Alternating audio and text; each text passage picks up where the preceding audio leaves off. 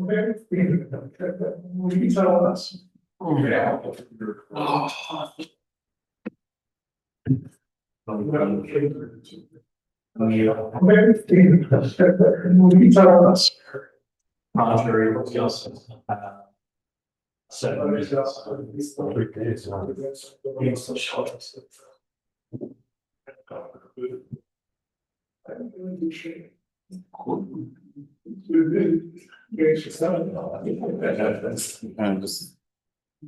All right, we'll let you go. I have that detail to be able to make that judgment. Yeah.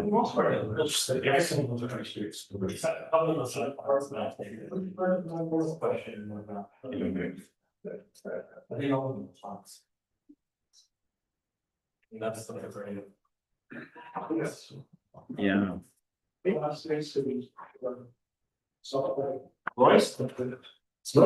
Well, say you guys said in the audience, no.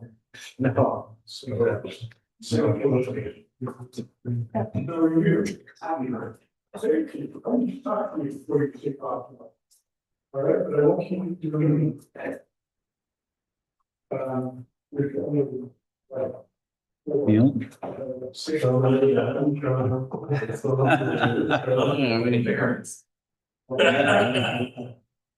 That's good. That's. I don't know.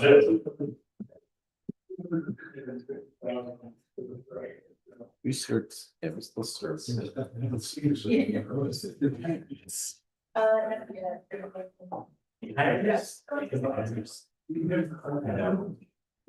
Amen.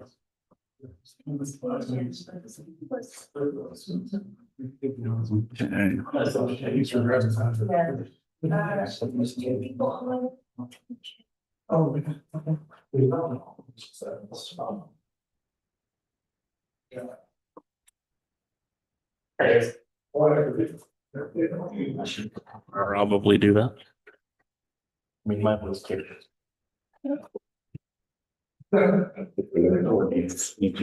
I mean, I can talk to Very whisper, probably online. be picked up by Gage. Yeah. Hmm.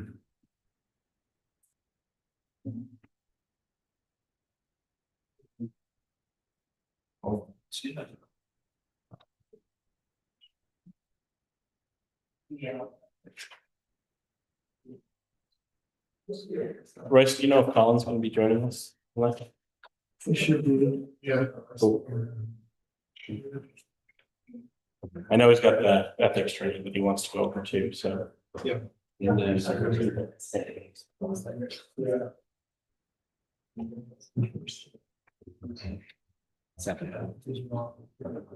Why? Oh my gosh. 7.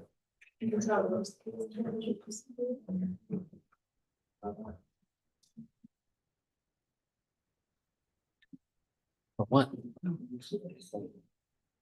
Oh, the Syracuse Arts Academy one?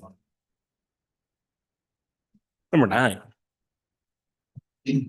Hey. I'm like, what? What board? Good to know. We'll make a note of that for the official bits. Is that a recent appointment you've been on the board? It's. I don't mean briefings. Oh. Wasn't sure how observant I am. Just what you want for the chair. Okay. Planning commission, right?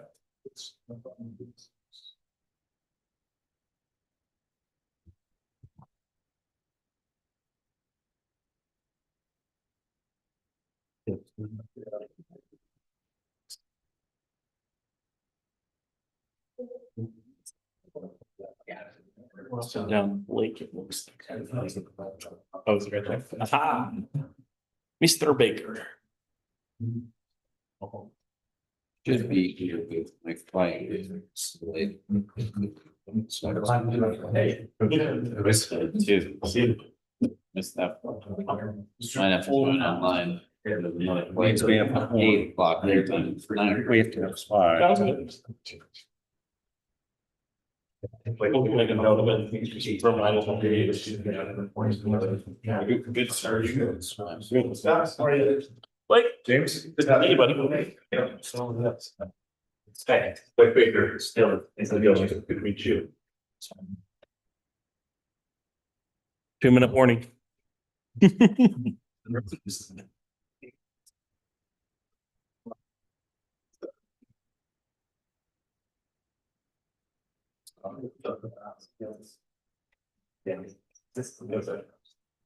Dylan's down there. I think he's down here. We got it right. So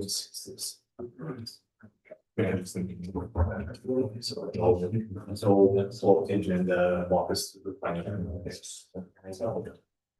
Yeah, if you have questions, ask them and we can control it. But it's easy. I'll probably have it up on my time. Saying he just got here. Yeah. So I was actually looking at the different location. Like you need to welcome.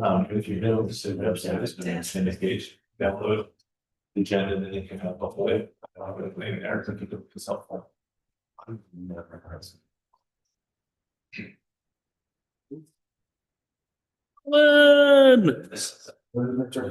It's like cheers. Okay. I'm so happy to be here. Norm! Would have been few of those. It's too late. Should have been a couple. Exponents. Works tonight. Should be done. So. I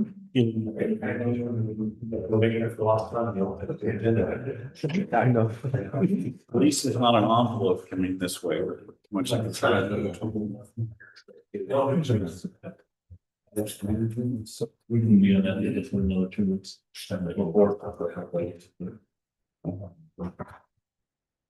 All right, looks like we're good. Royce, we're good to go. Okay. Welcome, everyone. Bring to call the meeting to order of the Planning Commission. Excuse me. For April 7th. We will have a invocation or thought by Commissioner Shea, and Pledge of Allegiance will be led by Commissioner Garner.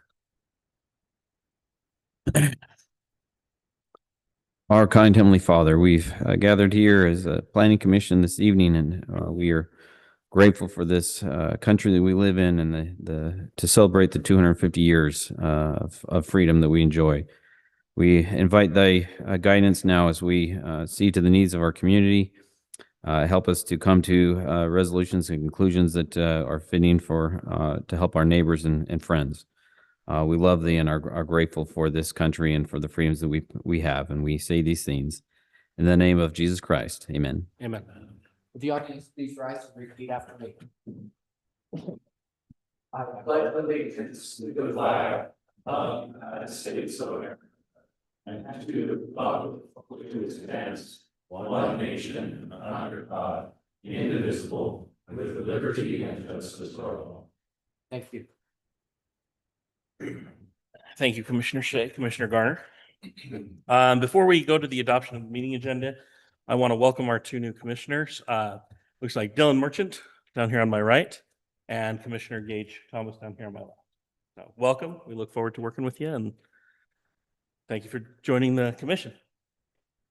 We will now move to the adoption of today's meeting agenda. It's been posted in accordance with state law. I will take a motion to adopt. So moved. And we have a motion and a second. Second. All in favor? Aye. Any opposed? Moving on to the meeting minutes. These are the regular meeting minutes from our meeting and work session from March 3rd. We'll take if there are no changes or conversation that needs to happen, we'll take a motion to adopt those minutes. Go ahead. I move we adopt the minutes. All right, we have a motion and a second. Second. All in favor? Aye. Any opposed? Okay. Moving on to the public comment. This is an opportunity for the public to address the Planning Commission regarding items that are not scheduled for a public hearing on this agenda. If you have any comments about a specific item, on tonight's agenda, please hold your comments for the public hearing during that time. Otherwise, if you have some comments that need to be addressed by the Planning Commission, welcome you to do that now and limit your comments to 3 minutes or less. Anybody online? Not for this public hearing. Perfect. All right, with no comments, we'll go ahead and close public comment. Move on to item number 4, public hearing for a preliminary plat.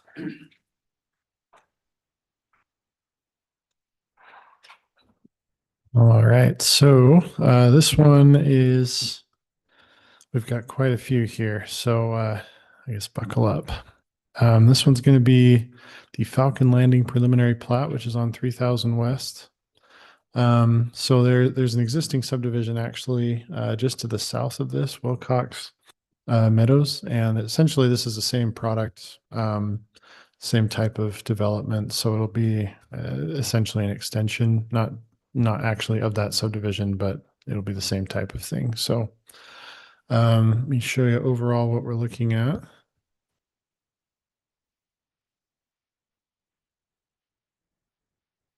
Here we go. So the existing subdivision I just mentioned is down here, and then I've got farm fields all around to the north and east.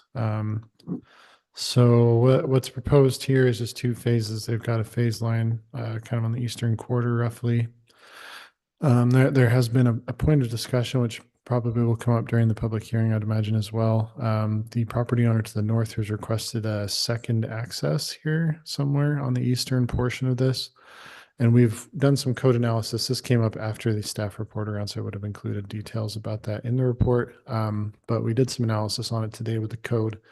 That we, as far as what's shown here, meets all the minimum block size requirements, the minimum access requirements and everything. So we don't really have like a legal way to require that. So if the Planning Commission decides that that second access to the north, another stub somewhere over here is prudent, that would be along the lines of recommendation, as we don't really have the legal teeth for that. So but other than that, again, you know, it's not something we require. So this does meet the other requirements of the code. I did have a discussion today with our fire marshal. We kind of have a couple of items here today where we've had discussions along these lines where our change in staff, we had just changes in process, well, not changes in process, but changes in information that had been provided to me. So I believe that everything was addressed according to what we discussed earlier today. So again, just to reiterate, there is a review in this staff report, which was the most recent review that I had available. Our previous fire marshal just wasn't able to provide an updated review in the time that he had while he was shifting out of his position. However, the comments that were there have been addressed. So we would recommend approval, despite the fact that that fire review in the staff report still has comments on there. So just wanted to make that clear, just in case there was any confusion. But again, we would recommend approval of this plat, as it does meet all the requirements of the city code, and all of our staff comments have been addressed. Perfect. Thank you, Royce. All right, this item is open for public hearing. So in the same way that we treated the public comment, we will open this particular item for public hearing. If you have business or comments that need to be made on this, please come forward, state your name, address, and please limit your comments to 3 minutes or fewer.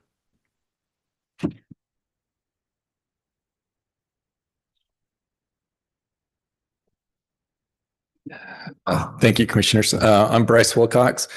Our family owns the property just north that was referred to, the farmland up there. Excuse me. I came to the Planning Commission when they did the open house or the zoning change a few months ago.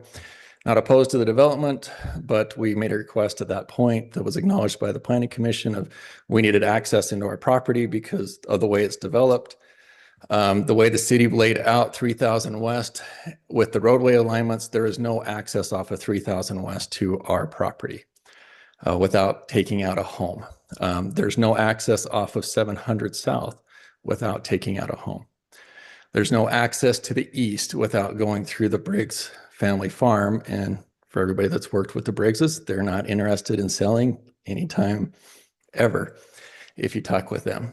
And so have no access. While yes, it meets the minimum requirements of the city, we don't believe it actually addresses the need for the development on the site.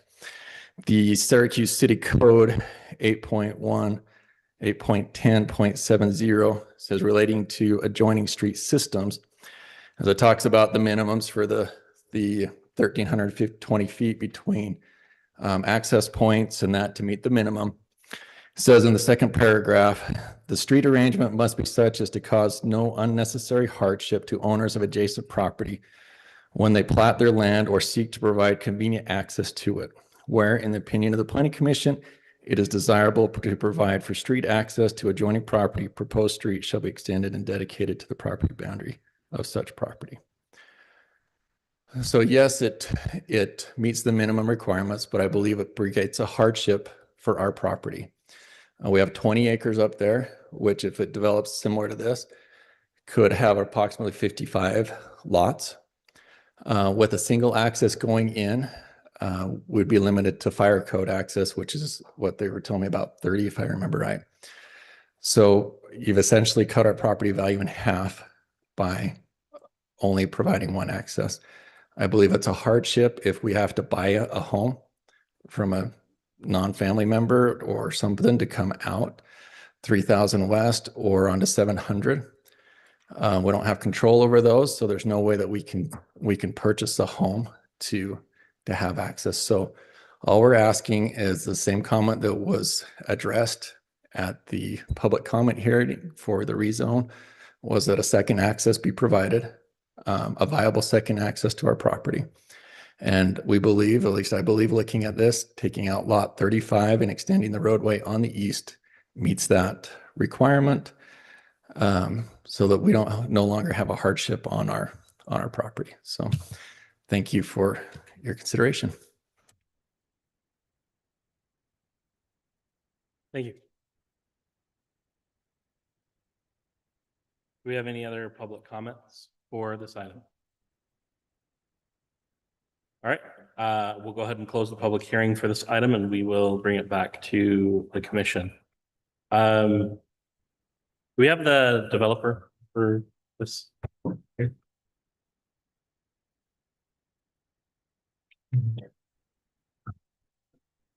Lindsay Neve with Perry Homes. Thank you. Does anybody in the commission, I'll defer to you first for any questions that we have for the developer. First question is, could you just give us some feedback on the possibility of this access road? Yeah, I had made contact with Bryce. He communicated his concern. We do meet the legal requirements for receiving preliminary plat approval. The access is similar to the access that we had to comply with south of our property line. We do have an access point to him. We communicated that we'd be willing to work with him on a separate agreement. No different than development that we've done in other jurisdictions in which, as a development, in order to develop, you do have to deal with the costs of providing access. So the offer that was made to Bryce is that we'd be willing to consider that access point if he'd be willing to purchase that lot and access to that from that portion, as well as the cost that would require the roadway to be extended in that area.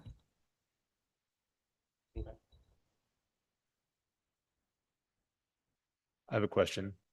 Yeah. What is the market value of that lot 35, and would you be willing to make any concessions to allow for that increased access? We'd put it at market value, so we're happy to go through that process in consideration of that. Again, we meet the legal requirements for our preliminary plat to go through on all code elements, so we would ask to receive approval based upon the fact that we meet all those requirements. We're happy to negotiate in the future moving forward with Mr. Wilcox on what that cost would be, but we would be looking at a market cost. So you haven't previously tried to come to some agreement as to Correct. price, or if that's an option that you Correct. can consider? Correct. You didn't purchase this property from, We did purchase the property from the Birch family, which I understand are cousins of the Wilcox family. and they're currently using just your one driveway access to 3000 West as their current one access point to their property?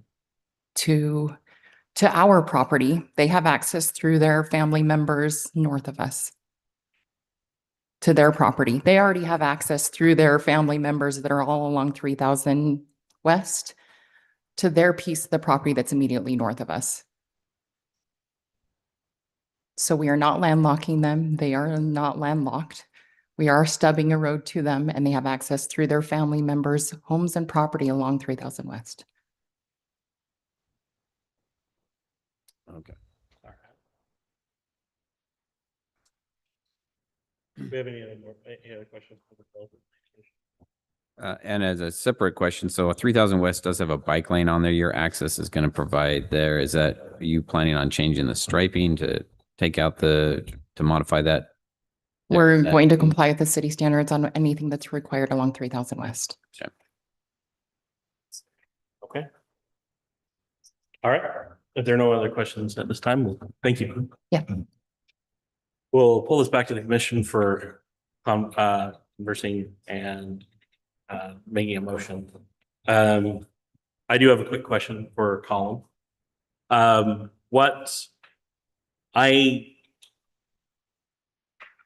From the standpoint of everything meeting the code, I understand that we're kind of meeting the bare minimum, and that's fine. Sometimes that's what we have to deal with. I do have a question. Like, what would we be up against if we did require that there be some additional concession as far as requiring a second access? If we require an access point that is not required by our ordinances, that would be a taking. Would require reimbursement for that. I suspect we would pass that cost along to the Wilcoxes, which would in effect be the same as the cost of them buying the lot to begin with. Okay. All right. And Royce says, you have this map up. Just show me the piece of property where this planned development is going in, and then where the Wilcox have access. Yep. So it essentially is this section here. And then the property that we're talking about to the north is here. So just to be clear, again, that section of the code that I just pulled up that was quoted earlier also requires the 7.5 seconds of travel distance, which to separate from the center line to the center line of a new adjoining street. And that's just for safety issues. So to get access to this property, they technically do have this here, but there's really no way to get a road there without a variance. There's a 385 foot separation required. So in order to get access there, oh, that's on miles. I need feet. There we go. So in order to get access there, I mean, there's no way to do that without the variance. This property actually just barely met that 385 foot separation and is kind of right in the middle of these two streets. So, yeah, so it's already fairly limited. There's going to have to be some other sort of agreement or something done with surrounding property owners in order to develop this property.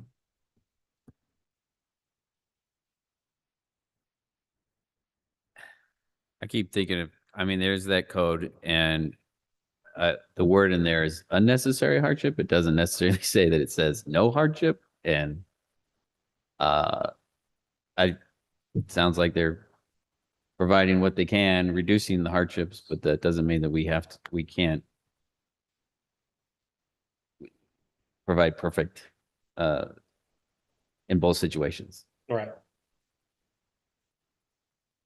Unfortunately, this is one of those situations where, compromise, where unfortunately, you have to be able to make a decision that way. Being as though we have the legal requirement to pass because of that, I don't really see. I sympathize, absolutely, but I don't really see a way that we can require it, especially since the cost would go eventually be passed on regardless at that point. To me, it sounds like from where we are now, from where we would be from a legal standpoint, the cost could be potentially worse for both the city and not to mention precedent that for something like that. But potentially worse down the road as well. So as much as, as much as I sympathize for the situation that we're seeing for the Wilcox, I don't know that, legally we can say or do anything about that. Is there, as the Briggs they have 2 access points. You pull up the plot. Is there, I mean, there might be a way to change that north one so that instead of going to the Briggs eastward, it goes north. And so that lot 35 becomes a lot between 36 and 47. Essentially moving lot 35 to Yeah, to that roadway. Because that would provide it to the Briggs where they would have, connecting on both of those, but then it would also provide 2 access.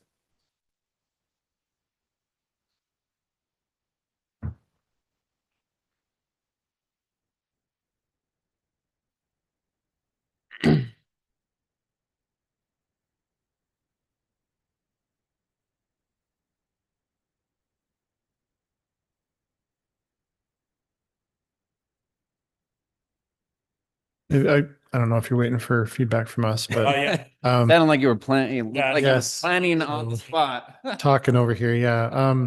So in terms of the block standard, again, we measure from center line. That's what we were doing just now. Of course, this isn't the most specifically scientific, but we wanted to get an idea. So 1320 would be roughly here, so pretty much all the way across the property. So yeah, if you moved that access, if this access was scooted over here or over there, I mean, yeah, it doesn't really matter. I would have to probably measure specifically. I'm eyeballing it. It's probably okay here, but if the planning commission was to recommend moving this access over, I would want that to be. Sorry, no, it sounded like what Commissioner Shea was saying is moving the east access Yeah. to. Oh, I see. Okay. And so lot turning those 47, two would- lots. I see. I misunderstood. That's fine too. That's the same idea though. Yeah. Is this arrangement, you've got the street that runs to the east abuts onto the Briggs's property, which I think it'll be a cold day and where before they let a subdivision on that property. So it doesn't make a lot of sense to have the street go straight east in my mind. But maybe the developer knows something I don't about the Briggs.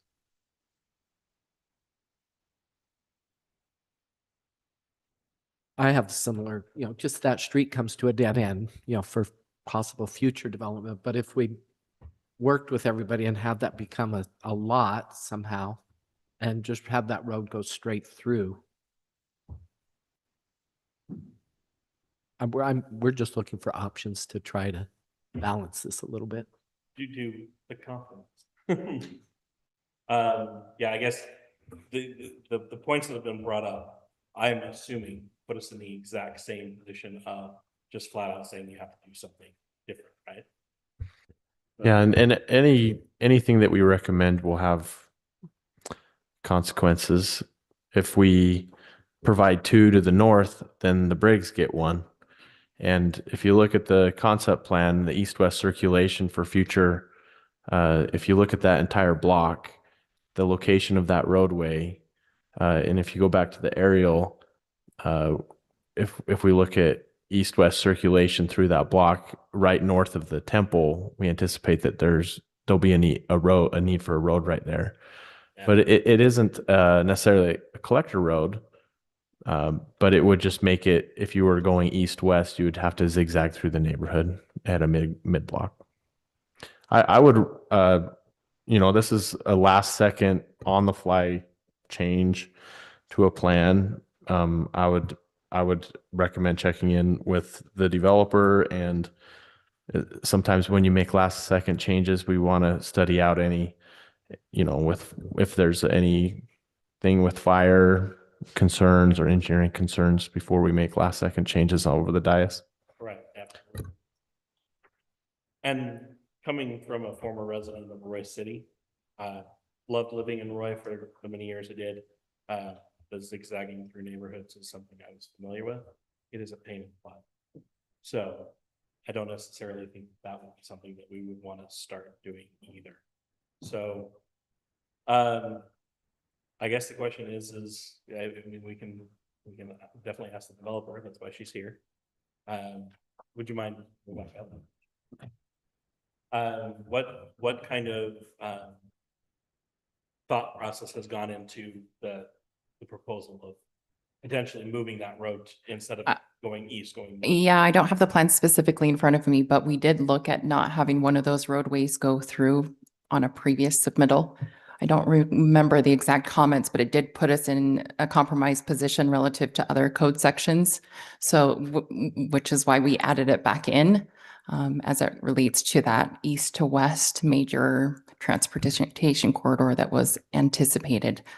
And again, we're happy to continue working with the adjacent property owner.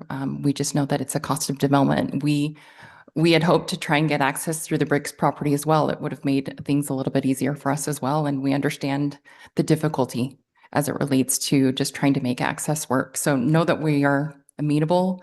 We still have to go through final plat and work through things. I'm communicated to Bryce, we'd be willing to sit down and take a look at that. We're even willing to hold on the development of those 3 lots, just out of consideration to try and come to a conclusion that would be beneficial. So, but at this time we would look for moving forward in the process. And when you say the 3 lots, that's 34, 35, and 36. Yeah, because it would be difficult, right? If we are anticipating traffic going through there, it wouldn't make sense for us to contemplate starting homes or anything in those areas until we actually figured out what would be happening on lot 35. I appreciate your comments. Thank you. Mhm. Appreciate it. Quick question. Sorry, was there a comment? You want me to go or you want to go? I just have a question about lot size, and so please go. I was going to add that this is a preliminary plat. We do still have a final plat process, and I forget how many phases there are and which phase that this area of interest is in. It's common to make some minor adjustments between preliminary and final, and it could give the developer and the team some time to evaluate what that change would really do on that northeast corner. And that's my comment, is just we do still have we do still have one more step in the approval process. And that was something that I was going to bring up as well with this. I do have a question about lot 35 as well with that. If lot 35 was the only lot that would have to be negotiated, does it leave enough space for a road to be stepped in? And retain lot 35? No. If lot 35 was changed to the stubbed road, would they have to cut into lot 34 and 36 at all, or is there plenty of room for that? Oh, no, there's plenty. They would be left over that they would have to add to either side. Yeah, 60 feet is the standard right of way width. I think that lot's probably over 100 feet or 92 feet wide. Okay, just want to double check. You'd have 118, and then the width of the road, you could get 2 lots. Cool. But that would probably make lot 34 a little bigger. Right. I agree, with what Noah's pointed out with going through there, but this is just a local road. Most of the people are just going to go east-west out to 2,000 or 3,000. And it's not a whole lot of zigzagging. In fact, it's kind of nice. It would be more of a traffic calming where you don't have people racing between 30,000 and 2,000. Probably prevent additional vehicles from coming into the neighborhood. They don't have a direct shot through. So I would be in favor of making that change, just, or at least seeing the change. I'm okay moving forward with the preliminary plat, knowing that that's an option. Mr. Chair, I'll also point out for these mid-block roads, and there are quite a few in the city that we've kind of had chopped and so on. So like, for example, this one is like fantastic, and then boom, just stops, right? So there's a lot of these mid-block roads that if you're in a car, it's not that big of a deal because you can just drive around and it's fine. But if you're a kid on a bike, if you're going to school, WFRC, the Wasatch Front Regional Council, they've been really big on trying to make sure that we have as many kind of cross access spaces as possible. Because again, there's more road users than just automobiles, and a lot of them are not old enough to drive even if they wanted to. So. All right. I think we've had a fair amount of discussion on this. I've got one more question. Yeah. Royce, would it be city council that makes a decision as to the appropriate amount of access for a neighborhood, or is that the fire marshal, or who makes that call when that code is written? In terms of writing the code itself, Yes. yeah, that'd be city council. Okay. So would it be appropriate to, if we pass this, would it be appropriate to give some kind of counsel to the city council, maybe take steps in the future and reevaluate the number of access points necessary to see if that is still a consistent situation that we have, or if it needs to be reevaluated? Yeah, that'd be something to want to pass on to the city council liaison. This is kind of a looking into it rather than an actionable requirement. Yep. All right, if we don't have any other comments or concerns or points to be brought up, we can take motion. Let me ask a question first. So can we move that the plat be preliminary approval be granted with an understanding that that northeast corner and inner or northeast portion needs to be reevaluated or looked at again? As it was stated, you still have the final plat. And as Noah did point out, that will leave plenty of time, hopefully, for negotiations to happen between Wilcox and Manor. Okay. Like I said, this is, I've in the years that I've been on the planning commission, I've seen a few situations like this come up where unfortunately there isn't a whole lot that we can do without necessarily opening ourselves up to new issues and setting precedents that we don't necessarily want set for either ourselves or future planning.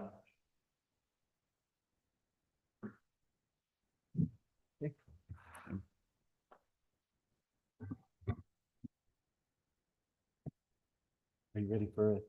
Yeah, we'll take a motion at any time at this point, Okay, unless there's more additional comments.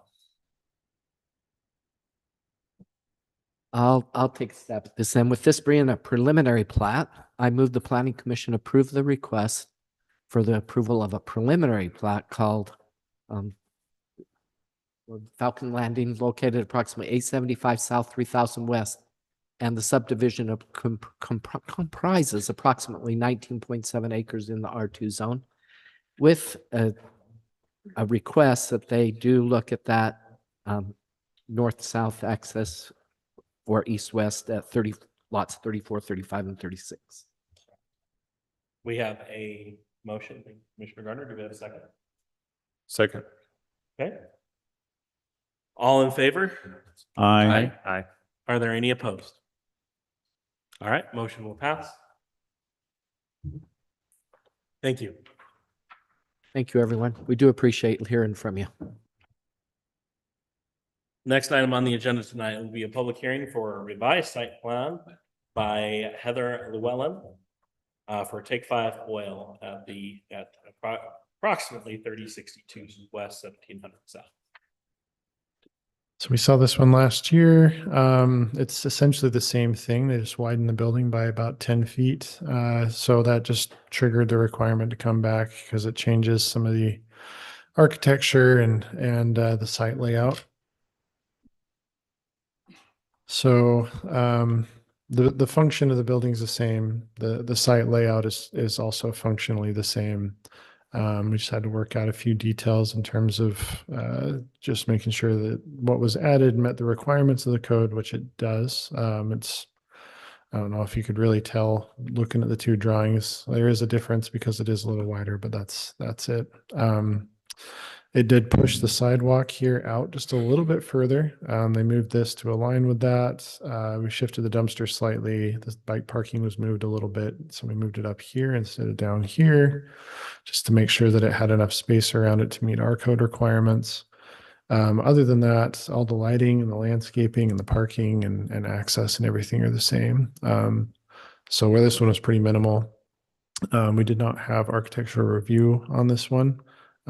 If there was a significant change in the architecture, we would have taken it to them, but decided based on how minimal it was that it was functionally the same as what was approved before. But per the code, we do have to come back here. So, but again, this does meet all the requirements of our code.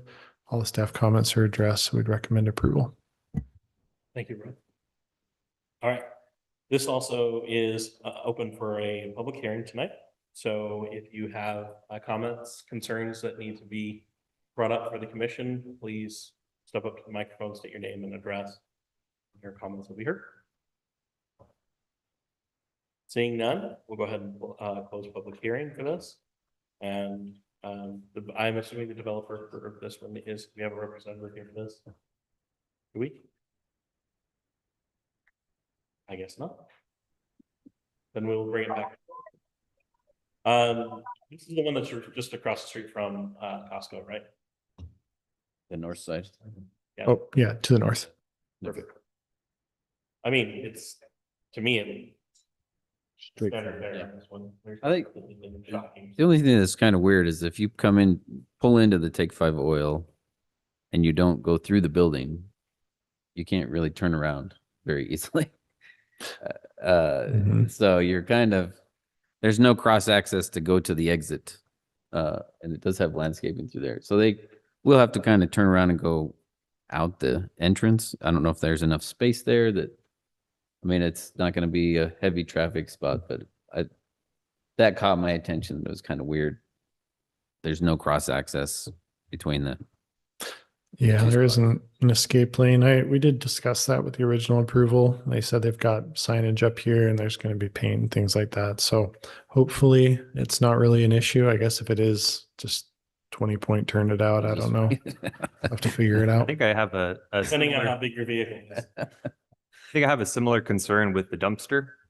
So your trash truck would have to either back out completely out of that area or turn around in your parking lot there. So I don't know if that's something that's considered or if the applicant is required to reach out to the trash provider. Oh, yeah. So we do consider like the angle of access. Our thing is essentially making sure that the trash is able to back in, or I guess pull forward, however they access the trash. So yeah, there is enough room there for the truck to get in and back out. Given the site constraint, there really wasn't another location where they could get the trash in there and still have it accessible, and then also still be able to meet all their other requirements of the code. So it's kind of pinned in where it is. I live in that cul-de-sac with a lot of younger drivers that park on the street, and those our trash collectors are very, very skilled at what they do.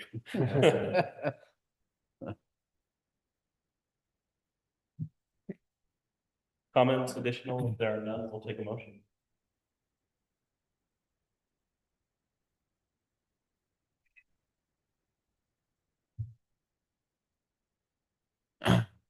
Chair, I make a motion that the planning commission approve the request of Heather Llewellyn for the approval of the site plan amendment for the Take 5 Oil project located at approximately 3062 West, 1700 South. Site plan comprises approximately 0.991 acres in the GC zone. Thank you, Commissioner Nielsen. We have a motion. Do we have a second? Second. All in favor? Sorry, Oh. the acreage was stated incorrectly. You stated the Dutch Brothers acreage on that. Oh, you did. It should be the 0.71 for take 5. The 0.991 is for Dutch Brothers. Oh, no. No, 0.991 is. Okay, well then the notice in the agenda was wrong. My mistake. One of the two is wrong. Okay. We're referring to these guys. I apologize. What's the? Thanks for catching that. Yeah.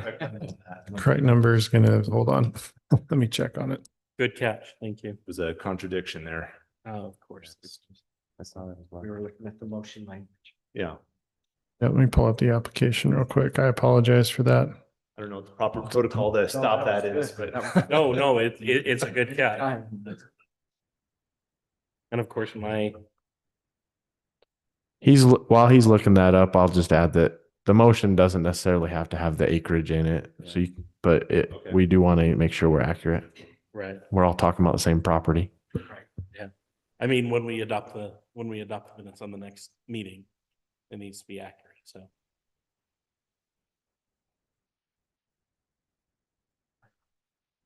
He's looking on the application. So it's 0.71 acres. Okay. Would you like to amend your thing or? I'll amend the motion to reflect 0.71 acres. Okay. And we have a second. Second. All right, we have a motion. We have a second. All in favor? Aye. Any opposed? All right, motion passes. I apologize. I'm waiting for my my system to refresh, and it is taking its sweet time. Our next item, item number 6 is, excuse me, for the Dutchboro site plan located at 2175 West, 100 South. And this one is 0.991 acres. Yes. Yep. All right. So this one is going to be just west of the waffle stop over here. And I guess there's a couple of exercise places in the Rush and so on, but on the south side of 1700. So currently, the property is larger. We don't see this super often, but every so often we'll see a site that's just part of an existing parcel, which is legal and fine. They can do that. But usually they'll end up subdividing things later on. So, excuse me, the drive-through here, you'd have access off of Antelope, and then people would come through and then just pull back out onto Antelope. There's a left turn available, so it's gonna be both left and turn and right access. There's also the trail out here, and then we've got pedestrian access. This is one that's in the town center, which we don't see too many of those. So there are some different requirements for the town center, like pulling the building further forward, having a wall to kind of shield the parking, and some pedestrian lighting and things like that. So what's been provided here is just the result of, I guess, a lot of discussion. We went through back and forth trying to make sure everything met the code for the town center, which is just more intensive. But go to the elevations. Where it is parked, I guess, for people to visit, there really is an indoor seating area as part of this. The seating area is outdoor, but it is under a trellis, which we consider to be part of the building somewhat because of its function. So, but we don't anticipate probably a lot of people driving over and sitting in the trellis area. But where there's a lot of traffic on the trail, we anticipate that people would be coming in off of that side. So, anyway, so that's what it looks like. Just lots of fiber cement board and kind of this cultured stone and then metal elements. As far as the landscape plan goes, we've had some questions about that from folks calling in. Go down to, I guess, first of all, while I'm here, the photometric plan, they do have some lighting. It's minimal lighting. The code requires that there are 0-foot candles at all property lines, which they have. We've as part of the architectural review committee review, they noticed that there was a light back here and requested that that be moved forward, and they ended up moving it up to here. So they had a pole light in the back that's been moved forward to accommodate not getting light back there onto the residential properties. And then the landscape plan. So we require two buffers in this case. There's a buffer against Antelope Drive where it's an arterial road, so they meet that requirement. And then also they're up against the residential here, and commercial against residential is pretty intensive buffer, lots of trees and shrubs. And then there's also a 6-foot concrete wall that's precast stone pattern required. So all of that has been shown here as well, and that's going to go along the entire parcel. So even across this future development area, because they anticipate that to be commercial as well in the future. So should take care of the buffer for that use. However, I guess, and I don't anticipate that happening, if the zoning changed to a more intensive type of zone use, then the buffer would have to be amended, but I don't anticipate that. So, yeah, we've gone through architectural review committee on this one, and they did provide those recommendations. The recommendations have all been voluntarily met on this one, and they also have met all the requirements of the code, and all staff comments have been addressed. So we would recommend approval. Thank you, Russ. Appreciate it.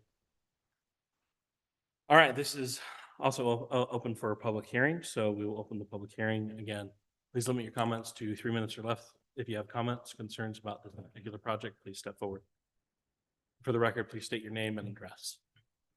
Thank you. I'm Lance Garner. I own the property, me and my wife, to the south of the new Dutch Brothers property. I appreciate the Planning Commission giving me the opportunity to speak, and I appreciate Director Still showing me the material so I could better understand this. Under the buffer ordinance, our particular property obviously is single-family residential, which borders the commercial property, which is actually what I guess they call a buffer D, which it was stated earlier is a 15-foot buffer with a 6-foot precast wall. If you look around Syracuse, most of the commercial property that borders single-family residential, they are not a fast food restaurant. A lot of buildings where you see the backside of the wall. So a 6-foot concrete wall is probably sufficient. But imagine my situation. A 6-foot wall is no taller than I am, and that's the height of the fence that's there now.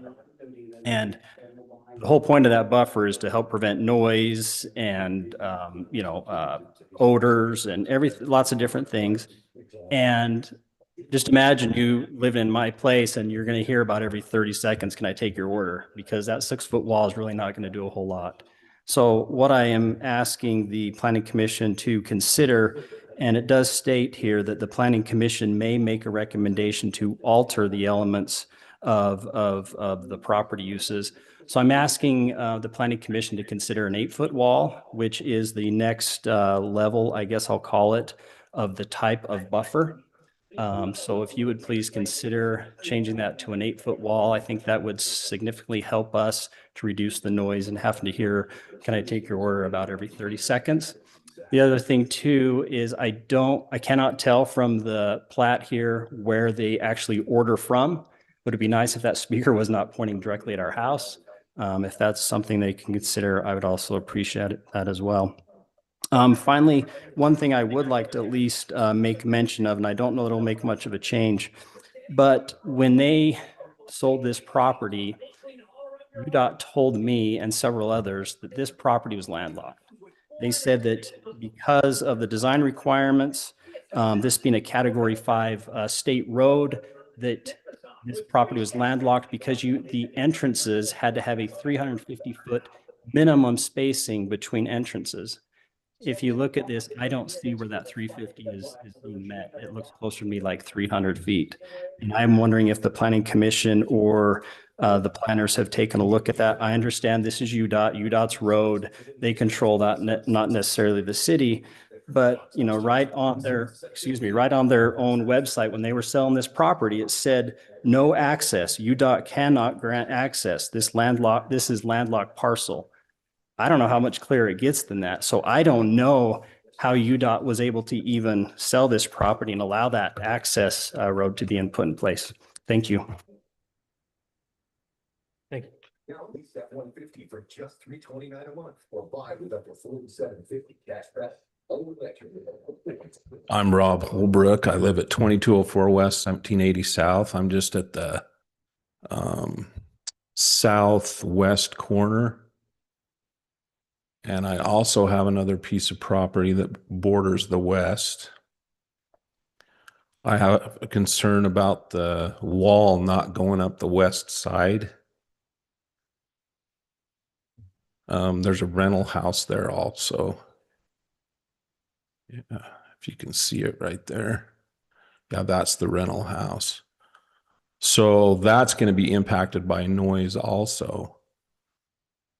So I would like to see that retention or that retaining wall go all the way down that whole west side. I think we would have an issue with people trying to pull in their driveway, meaning to go into the Dutch Brothers.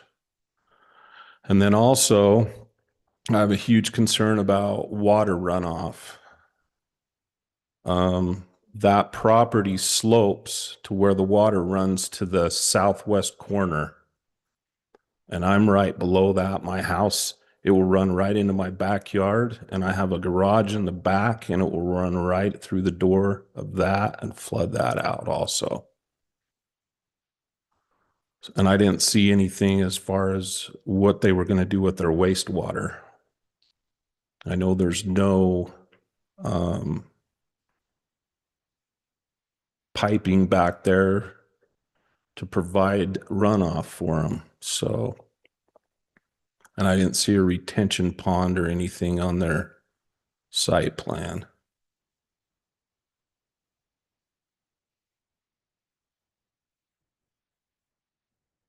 And that's my issue with it. All right, thank you. Thank you. How's everybody doing today? My name's Randy Cordova. I live at 2188 West, which is just to the west side of Lance Gardner. And I share the same concerns as far as the retaining wall. Would recommend hopefully an 8-foot wall to prevent any noise. I'm glad to see that the light itself was moved further in. We get lots of light already from Walmart. And the other concern that I have again also, as Rob stated, is the water. Where is all that water from the all that concrete or whatever the driveways are going to be? Where does all that water go to? As my property is just on that one corner as well. And that property is significantly higher than our homes, correct? So that water's going to come into our property. So please take a look at that. And that's all I have. Thank you. Thank you.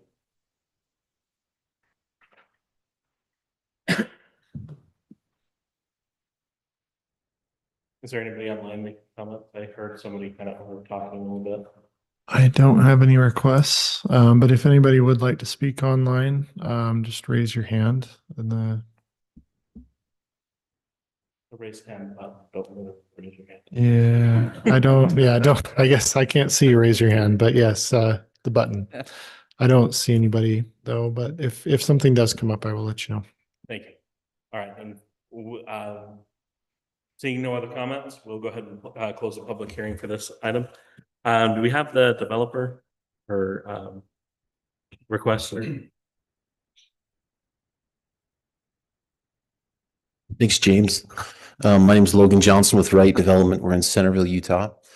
I'd be happy to address some concerns or comments, or just take questions from you, whatever you'd like, James.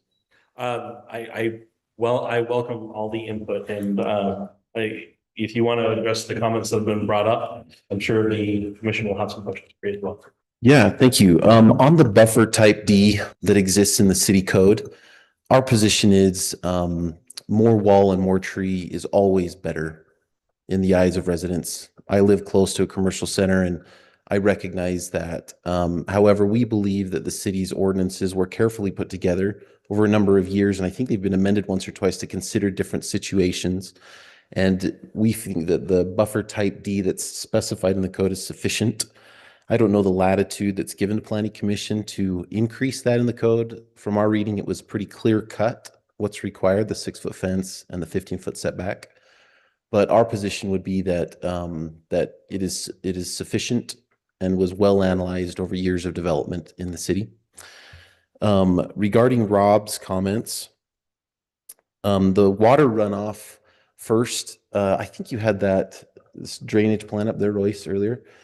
So with the area on the left, catchment 4, where you can see that on the bottom left, that property would behave as it historically has. We weren't proposing any improvements directly in there. However, in catchment area 1, all the water on the asphalt would be gathered at catch basins through grade. You can see those small 2.4 and 1.9% grades showing that the site would slope back to the Dutch Bros, and then it would hit the detention system, which includes a small basin on the north end of the property with just a little bit of concavity. I don't know the right word for that. Thank you.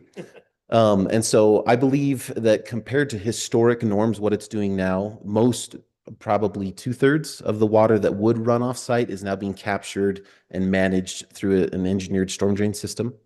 I think with catchment area 4, it would continue to operate as it does now with just less runoff coming from the other sides. With the sewer line, Rob, I think you mentioned the sewer line. We were able to make grade. The building can flow to the street up at Antelope successfully. And then on the wall along the west side, and maybe Rob, you and I need to chat after this meeting. Rob, I think you and I spoke back maybe a year ago when we acquired this piece. So totally right. UDOT did have a statement on their property that they were not granting access along with the purchase of the property. We sat down with the engineers a number of times, talked about the specific constraints here and if one could work out before we acquired the property. And UDOT always says no to everything to start. And then they'll look a little closer. And so we're confident UDOT will grant access as shown here. We've had a number of meetings with Region 1 and we're confident they'll grant access. We don't have the access approved yet. I think we had a meeting, call it 2 weeks ago. Staff, don't remember which staff member was there, but UDOT seemed positive on that. So we're confident that we can get access on the road and it will meet their access protocol requirements. And then on the wall on the west side, we anticipated Rob granting cross access over there. There had been discussion maybe years down the road if there was a joint development that this area could be combined with property, call it 10 years plus down the road. So we were just trying to be cognizant of future development rather than throwing up a wall that may need to be torn down. If the Planning Commission feels so inclined, you could make a recommendation or an approval with a condition that the wall go up the west side, and we would comply with that unless, of course, the Holbrooks wanted that cross access. So we're good either way, and we were anticipating that being a long-term situation. But with that, I think that's all the notes I took. Happy to answer any other questions that you guys might have. With the discussion with UDOT, did any changes along Antelope as far as the left turn lane? Are you required to put up any median just because that it's not meeting access requirements? Is that turning into a right in, right out? Yes, I believe their strict access requirements are 375, as was mentioned, but they have a system that we've utilized on a number of properties, which is a conditional access permit, where they can make small variations based on site-specific analysis. So this site, there's been no discussion of a median in Antelope. UDOT was not requiring that, nor were they requiring additional drop lanes, maybe just some change in striping. If that answers your question, Scott. What's your anticipated traffic through a Dutch Brothers, given a peak? You know, in the morning, I think most people are getting coffee at 6 in the morning, 6 to 8. A lot of orders being at that time that had that discussion about where the speaker was headed. And then, are we 100 cars, 1,000 cars? You know, Scott, I'd love to pontificate and guess. I should have had that ready. I don't know the exact numbers. for those traffic counts. UDOT, of course, has analyzed that. That was part of our submittal to them. And they've looked at that at a number of other sites. So I don't have that tonight. I apologize, but I think you're right in the assumption that peak times would be morning, I think is their strongest time, and then another smaller peak in the evening. And as far as the location of the speaker, where is that? Sorry, I didn't write that down. Sorry about that. I believe the speaker is where that, was it Lance? Sorry, where Lance does not want the speaker to be. I think it's in there's a couple, and I think there's one that's right there. That's secondary. Mr. Chair, Yeah. I can just interject. This is just from ARC. It was explained that so they've got a menu board here, but there is no speaker in these menu boards.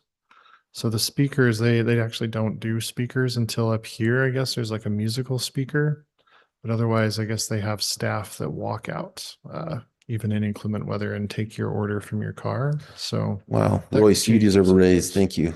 Chick-fil-A style. Yeah. Yeah. Yeah. In our experience, we've done a number of sites that are adjacent to residential properties, and we've done some sound studies before, and landscaping really does have a significant impact on some of the those concerns. So we're hopeful that the 15-foot buffer can also make a significant impact on the dampening of the negative impacts to the neighbors. But thanks, Royce. Remind me again on the property to the west, is that commercial right now? And they would not be required to buffer that? I don't, yeah, sorry, Royce. I don't think it's commercially zoned right now.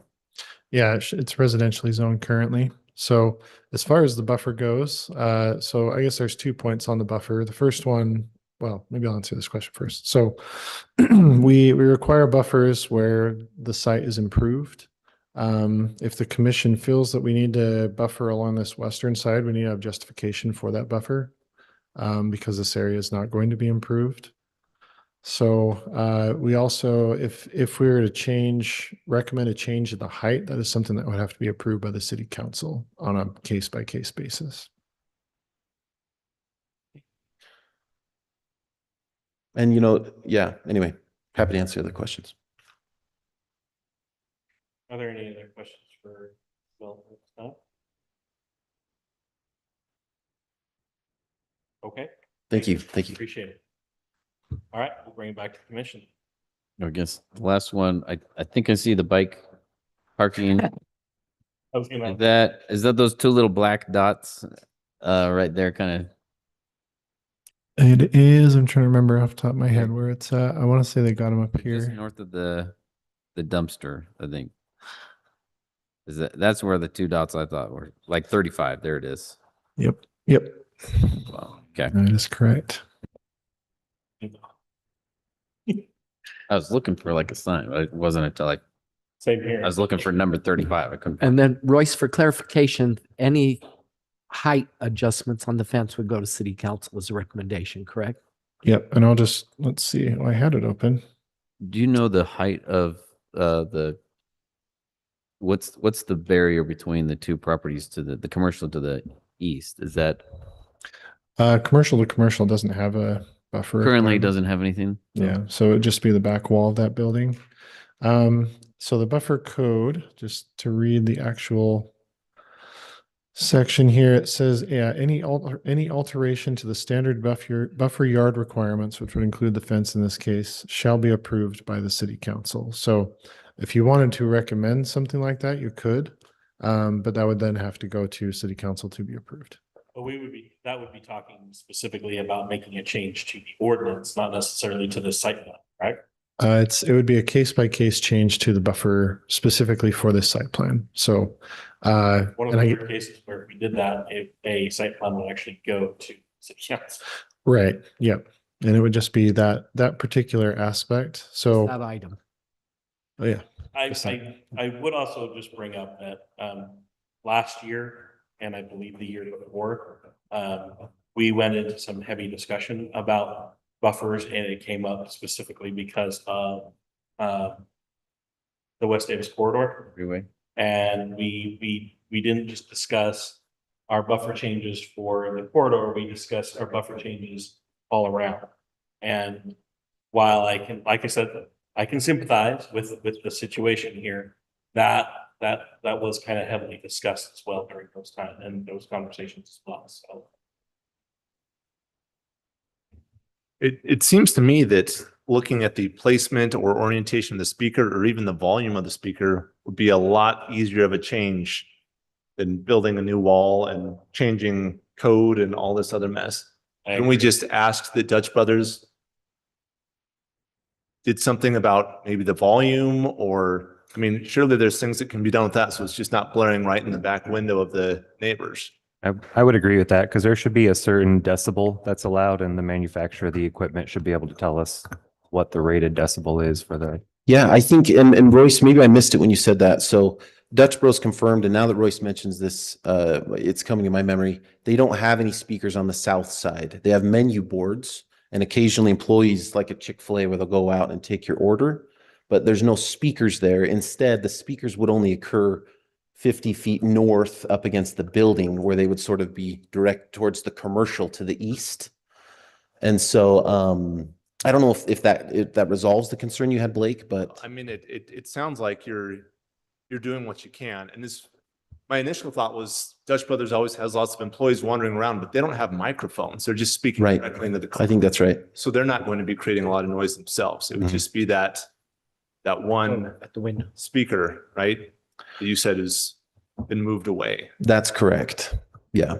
And so I think there is mitigation in place. I'm not going to pretend that they're not going to notice that there's a Dutch Bros as their neighbor, but I think there are some mitigation efforts in place, assumed in this site plan. So a question on this site plan, the fence and the buffer that's along the south property line, is that only for the improved area? And then that portion there to the southwest?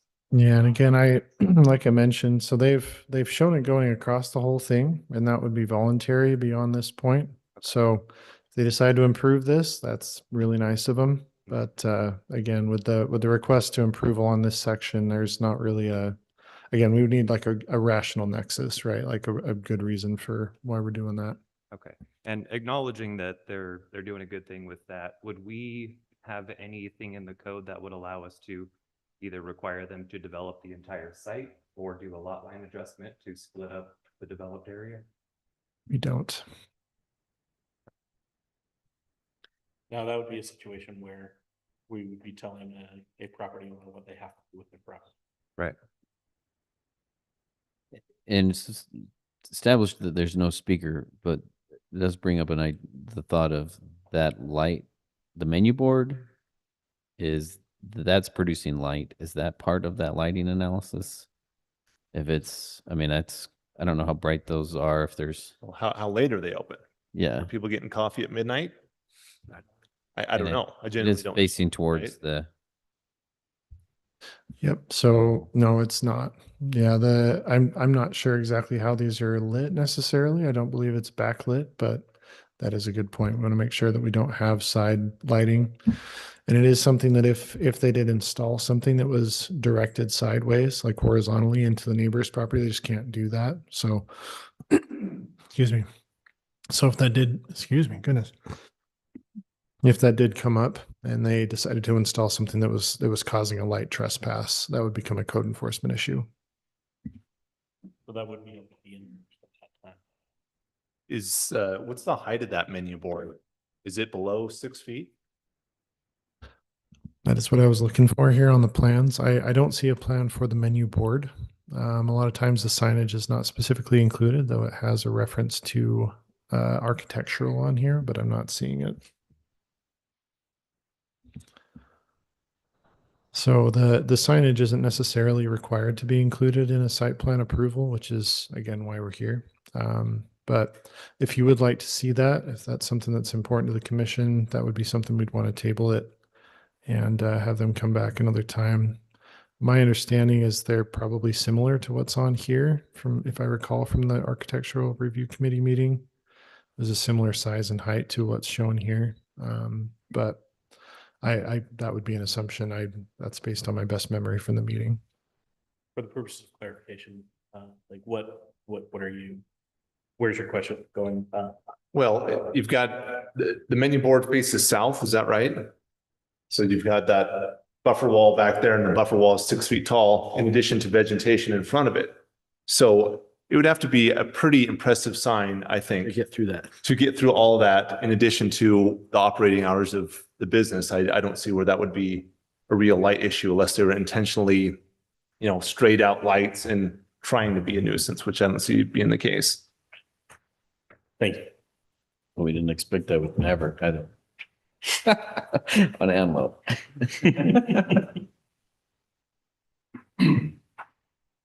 All right. If we have any other concerns, questions from the commission? I would say that in the language, I would suggest, or maybe we should ask the developer directly if they would be willing to provide the buffer on the entire south side of the property, that southwest corner. We can't require. It's in the landscape plan. Yeah, our ask would be that it's approved as presented to you. So we do have the buffer along the entire southern edge. We weren't planning on the west, again, my ask would be it's approved as presented to you tonight, and I believe it complies with code. Thank you for the clarification from staff. And then we're happy to have that chat with the property owners and see if there's something that we can do. I don't want to be disingenuous. I don't anticipate we want to throw up a wall there on the entire west side. I'm not saying the west side, I mean. South side, yeah. The south side Yeah. to the west corner is what I meant.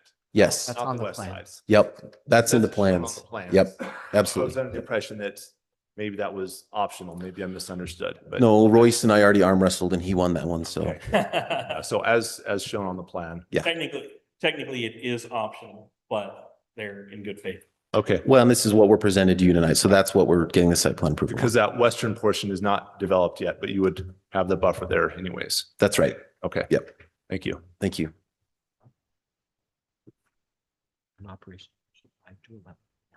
All right. If there are no more questions or comments, we'll take a motion. I'll make a motion. Thank you, Commissioner Baker.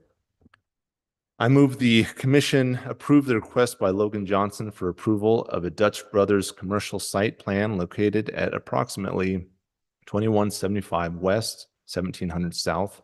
The proposed site comprises approximately 0.991 acres in the LC zone. GC zone, excuse me. Can we add amend that to also include that they get UDOT approval of the access? I know that's implied, but just want to make sure that that is part of the requirement too. Yeah. They have to get UDOT access approved at UDOT access because this is a change to that access. It's one driveway to now a commercial driveway. So is it contingent upon that, or are we just requesting that they do that? I don't think that they can build if they don't have it. Right. I mean, if they don't. UDOT will not let them. Right. So that's out of our hands though, right? But- Like, that's UDOT's decision. Colin, from a legal perspective on this, that's implied because UDOT will lower the hammer, right? Correct. If UDOT says no dice, then they're not going to develop that. Nothing's happening. Okay. So it's kind of implied. If you feel comfortable. We can note, I don't think we need to make a contingent on it, but. No. Okay. All right. We have a motion. Do we have a second? Second. Or we have a second. All in favor? Aye. Aye. Any opposed? Motion passes. Thank you. All right. Moving on to a public hearing for the preliminary plat request by Taylor Anderson for approval of preliminary plat of Lone Tree at approximately 963 South 2000 West. Okay, so so this is a property that was previously owned by the school district and was for years, which is why it was just an empty field. So the property then I guess there were kind of a series of events. We meet with the school district every year to analyze where growth is occurring and what's needed. And the term that they use is they wait for the whites of their eyes. So that lots of times they wait until schools are so over capacity that it's kind of untenable, and then they will build a new one. They're trying to be as responsible as they can with public funding. And so with this one, it was anticipated for years that this would be an elementary school, and they ended up not needing it. They built one down between what 3700 south on 2000 west. There's a new elementary school going in there, and that's negated the need for that. Correct. Mhm. So just also changes in demographics and a bunch of other things. The property went to on sale, was purchased by the developer, and then the city also got an option for purchase and determined that we may need in the future potentially a new fire station at some point in the distant future. And so we're keeping this property here, and so the property is kind of coordinated together, and essentially we now have this single family subdivision that's proposed, along with some property to be coordinated with the city, and then we also have this open space parcel here because there's this fantastic tree in the middle of the property we wanted to maintain. So through a process of study and determination if the tree was healthy enough and so on, we've worked that out. So there will be this open space here. That's why those parcel lines are kind of shifted slightly. So, but what's proposed is essentially the same as what's out there. This is an R3 zoning, but most of the lots are significantly larger than R3. Some of them are the bare minimum here, like the 8,000. Some of them are quarter acre or more. So it just depends on where you are on the property. And then again, there's going to be this large open space parcel that we're able to work with some property owners here that about 2,000 to buy the back halves of their properties and add some new lots there. Provide some road connections, no connections to 2,000 currently. And well, I guess not ever. It's not going to connect out to 2,000. I should clarify that. But yeah, just a pretty standard single family neighborhood with some open space. Back it up a little bit more there. So you can see the tree layout here. The detention is going to be in this open space parcel. And so we usually try and bring them as far to the southwest. Dutch Brothers was kind of an exception with the detention being where it was on the north side. But with this one, we don't have any buffer requirements around what's surrounding it because a single family doesn't have that. So what's proposed here meets all the requirements of our code. Also meets all requirements of the agreement the city created with the developer to maintain the tree and work out access. So I really apologize. Must be dealing with allergies. So we would recommend approval though, based on what was provided here. All right, thank you, Royce. Appreciate it. All right, this item is open for public hearing, so we will go ahead and open that. You have a comment, concern about this particular item? Well, we invite you to come up to the podium and be heard. Anybody online? Yeah, this is Kevin Bay. How's everybody doing? I own the property at 1933 Heritage Parkway. That's directly north of Parcel A. And I was wondering if somebody could tell me what Parcel A will be used for.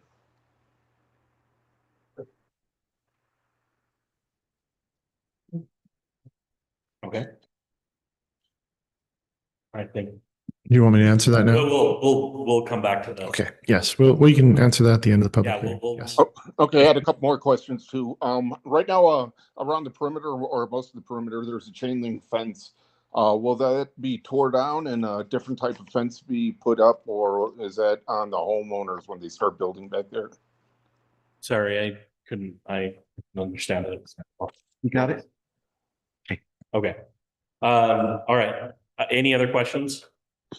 Yeah, my last question is, if a fence does go up right now, the property line for the northwest corner of the property where Parcel A is right there, to the end of my property line is a 3-foot gap. If that fence comes down, once again, is that on me to fill that gap, or how will that be dealt with? Okay. Thank you. Okay, thanks. We have any other comments? All right, we'll go ahead and close public hearing and we'll take it back to the commission. Let's go ahead and address those real quick before we have any questions for the developer really fast. Do we have an answer on those questions? We do. Fencing? Yeah, so parcel A, that would be where the future fire station would be located, that parcel and the parcel to the west. So just kind of that whole, that whole area. Again, not immediately, we don't have any sort of immediate plans for that, but that is a potential use. And then the chain link fence out there, I don't anticipate that we would bring that down along parcel A because that's not going to be improved right now. So I don't think that's going to create any issues then there with that leftover 3 feet. So I would anticipate the fencing at that location would stay the same.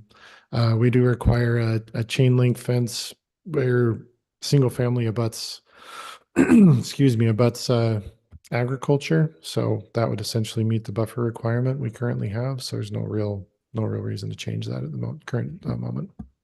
Should the fire station eventually do happen, what's our buffer for the buffer requirement for the fire station to single family? We know. I mean, it's not super important. Commercial. Sure, but what is the ordinance saying? Yeah. I don't think that there is a specific category for civic in the buffer, so we would have to decide what the closest categories are. I don't think I know an answer without having a minute to review the ordinance. Sure. Like I said, I don't. It's a future thing. Yeah. And I imagine the fire station would want something a little more substantial anyway than just a chain fence. Yeah, like the last fire station we built is against the highway, and there was a big concrete fence built. But I wouldn't necessarily commit to that right now because it's not even really, I mean, we don't have budget, we don't have a design, we don't really know. But we certainly want to be good neighbors when they build that facility in the future. All right, do we have the applicant in the audience? You mind coming forward?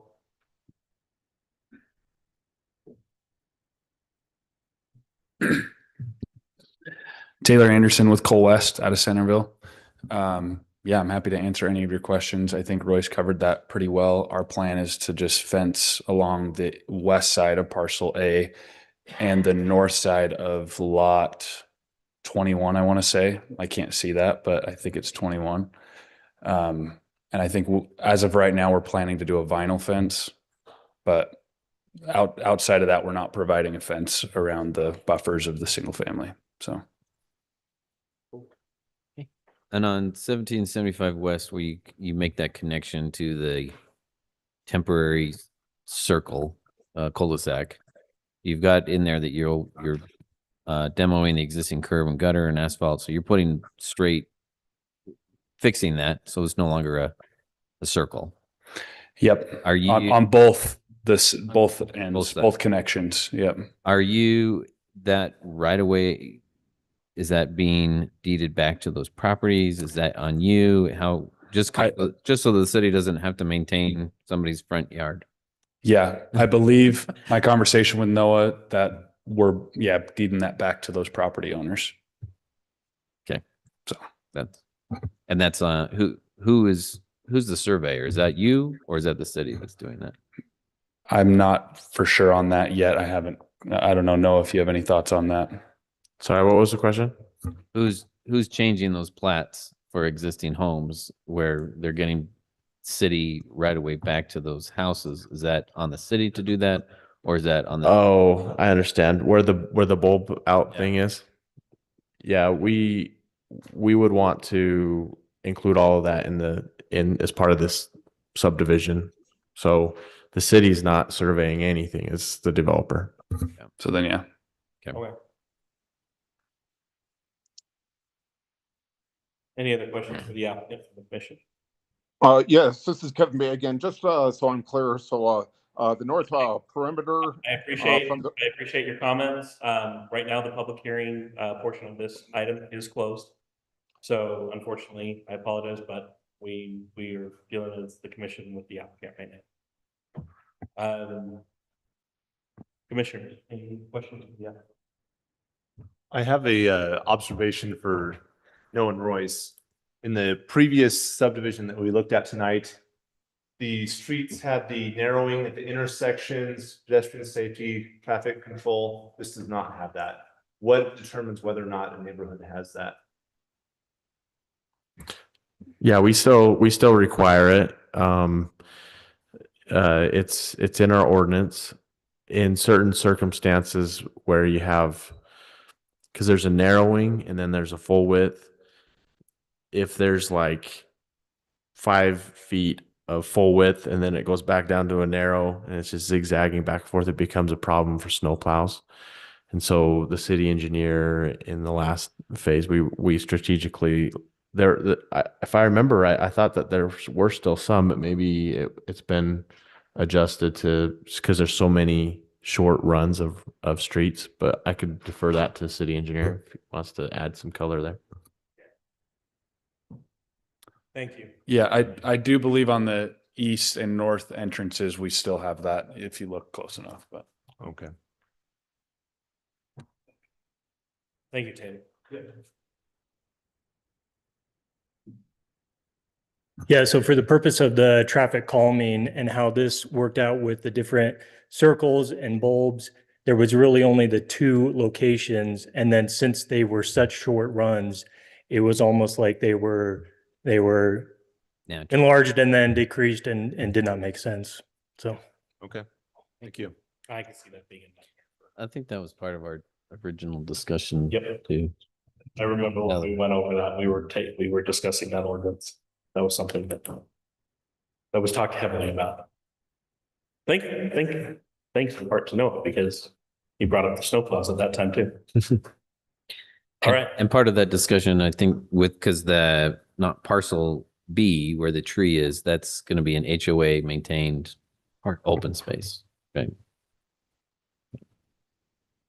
Green space, I think. All right. Questions, comments? Otherwise, we'll take a motion for this item.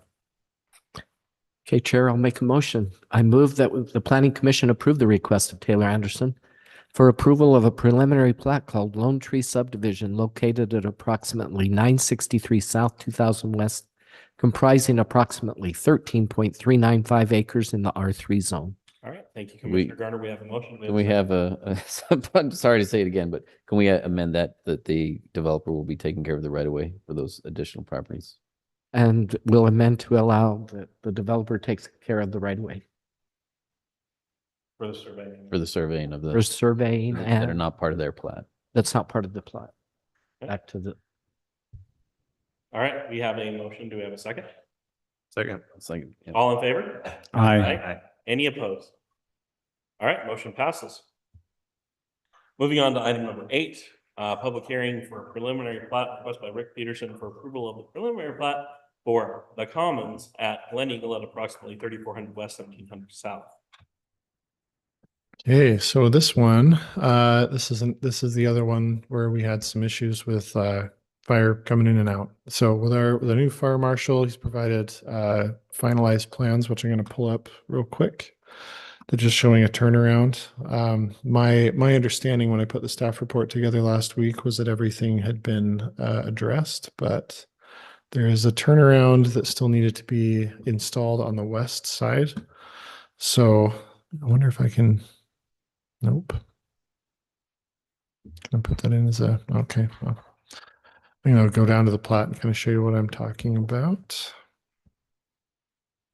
This is a commercial subdivision plat. So Costco's here, the property, the Take 5 we were just talking about is here. So it's just west of that.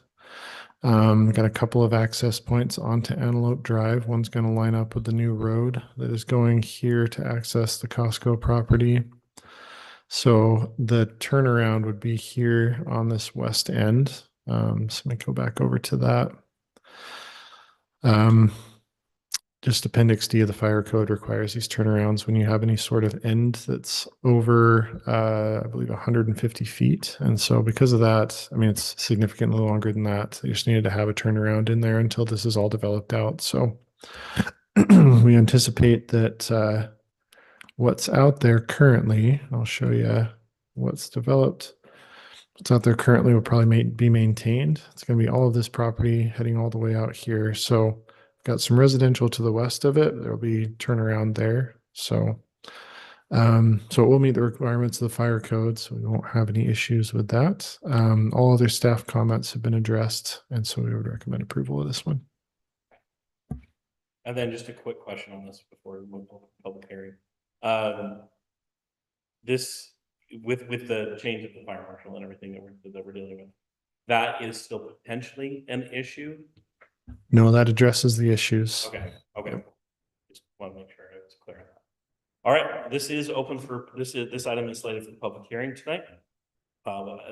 Rules the same for all, as the previous public hearings.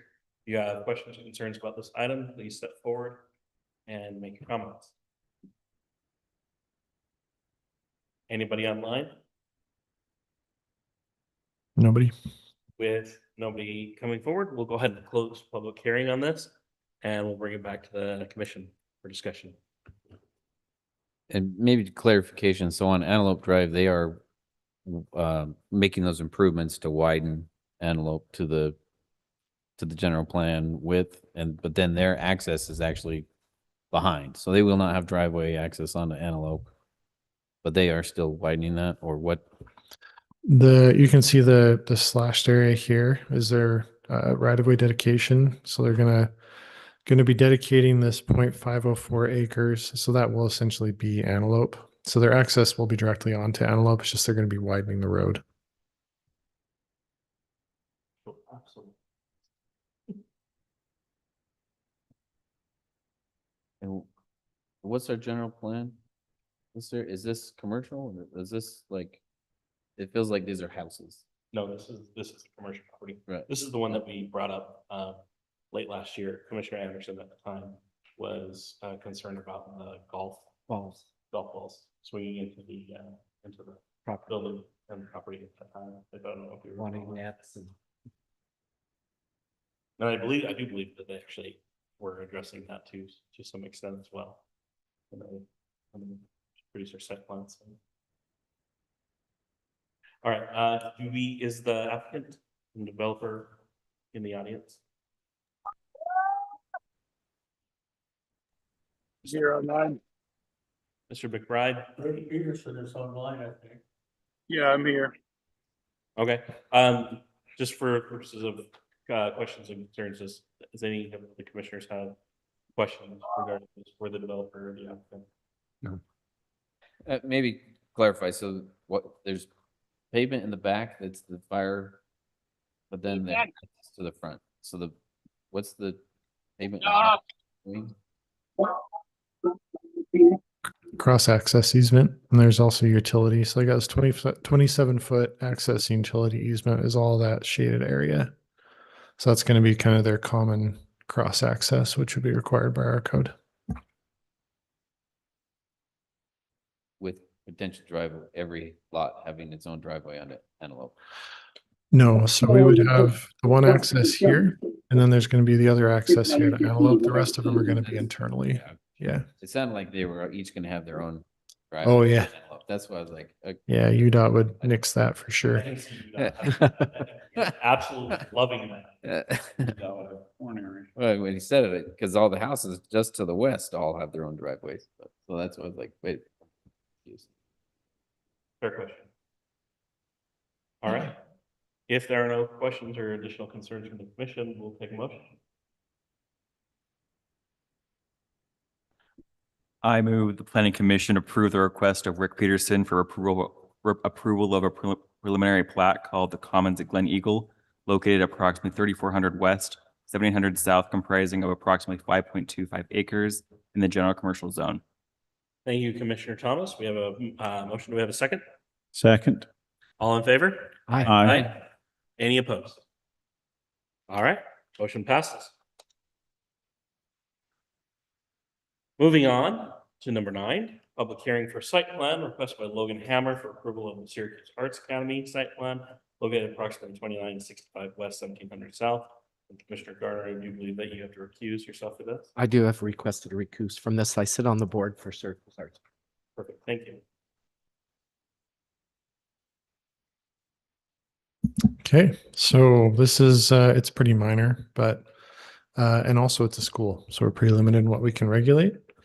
However, let's see, I just need to stay zoomed out. There we go.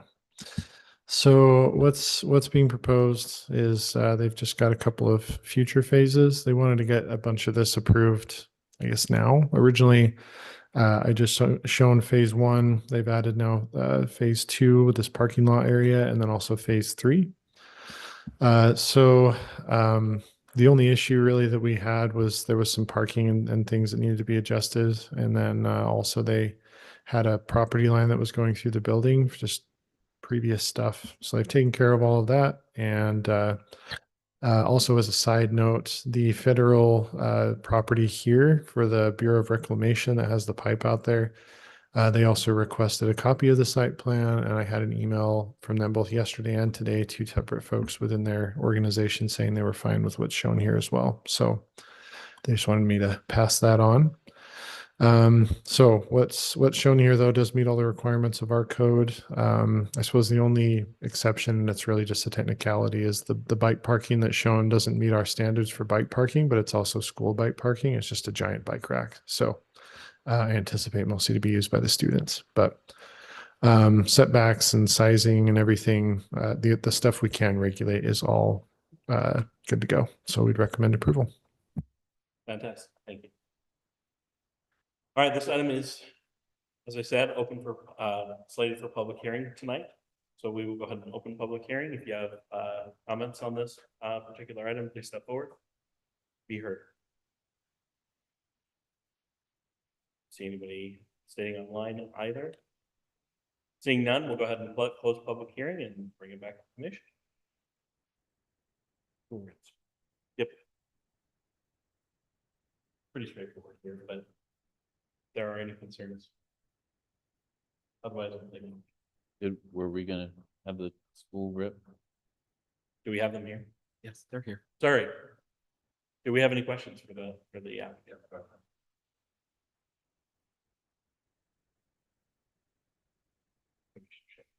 Yeah, that was just it. I didn't know if they wanted to say anything, so. Do you have anything that you wanted to add to? All right.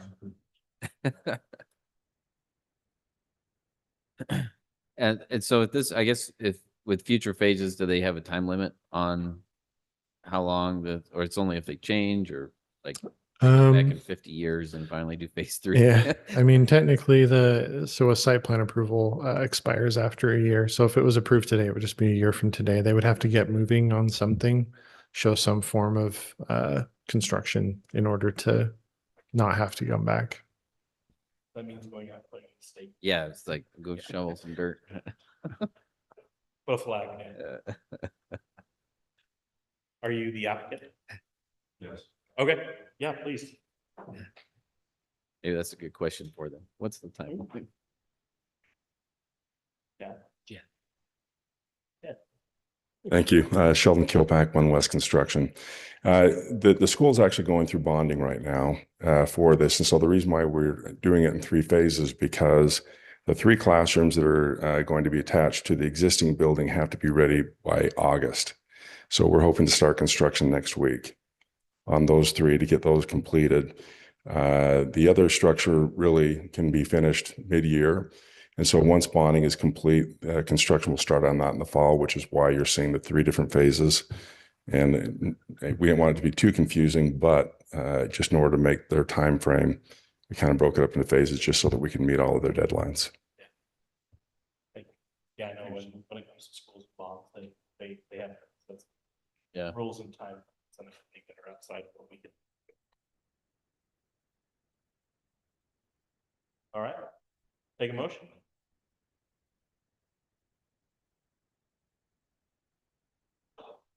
I'll make a motion. Yeah. Thank you, Commissioner Baker. I move the commission approve the request by Logan Hammer for approval of the Syracuse Arts Academy site plan located at approximately 2965 West, 1700 South. The proposed site comprises approximately 4.29 acres in the A1 zone. Thank you. We have a motion. Do we have a second? Second. All in favor? Aye. Any opposed? Motion passes. Moving on to final plat, application by Taylor Anderson for the approval of the final plat for Salt Rock Phase 2. All right, so this is the middle phase of the Salt Rock project. Let's see here. So we approved phase 1 a few months ago up here, and phase 3 is on this portion there. So this one's very similar to phase 1, just single family homes, open spaces. They've got, let's see, some of the stuff's already going in, like they've got the fencing going in already and whatnot. So, yeah, pretty much the same as what we've seen. Actually, I didn't even have any comments on this. They were Right. good to go. So This is just a 6-month extension on it, isn't it? no, that's a future one. They're Next different, one. different Okay. item. Yep. So we would recommend approval of this one though, based on the fact that they meet all the requirements of the code and all the staff comments have been addressed. All right, this is just discussion and motion for the commission. So I'm assuming this is Taylor as well again. Do any of the commissioners have questions for? Yeah. I guess elevation wise, because the road is going in, and if you pass by there, the road is much higher than what was existing. And then if the backyard, they put in the fence, the concrete first, and so now are we getting the effective concrete height? If the road, now the buildings, are we gonna have? Is it basically we're gonna be seeing into the backyard? So without getting into, because there may be other applications that we'll see along those lines. That is a good question. A very good question. We may be discussing something along those lines coming up. I don't have an application for that stuff, but we have discussed it. We had a meeting with the developer to discuss specifically these properties along the fence line. Just looking for solutions right now, but not sure exactly what those solutions are going to look like. So, but when we come up with those, we will definitely be bringing those to you as well. If it ends up being some change to development agreement or a city code change, you're going to have to review that at some point. But that is a good point. It is definitely higher. Yep.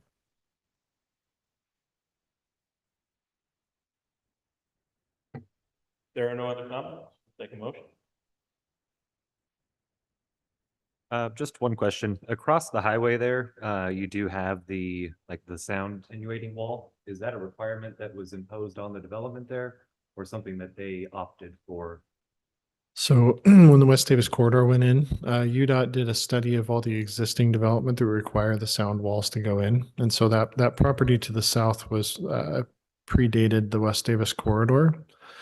So I don't know if you lucky or not, whatever you want to determine it. They got a really tall, nice sound wall here because UDOT installed that. Here we have our buffer I believe it is, that requires a buffer along highways. So it's only an 8-foot wall. I think in this case it's 15 and above in certain areas. So just depending, we don't have that requirement here. So that's why they're different. It's a little nicer. I think the UDOT one, well, I shouldn't say nicer. I really don't know specifically. It's taller, but might block more sound. That was part of the conversation. And I know obviously you're new and everything, but that was part of the conversation that was had last year, I believe. Okay. Part of that as well. Discussion about all of our buffers regarding West Davis corridor and talking about our commercial buffers as well. So perfect. Won't rehash it then. No. No, it's good for you to know. It's definitely. you need the information as well as anybody who's been on the commission in the past. So do future commissioners. So just for information purposes. All right. Any other comments, questions, concerns?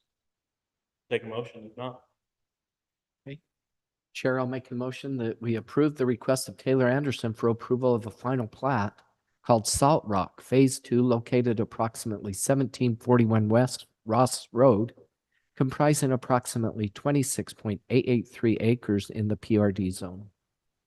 We have a motion. We have a second. Second. All right. All in favor? Aye. Any opposed? Motion passes.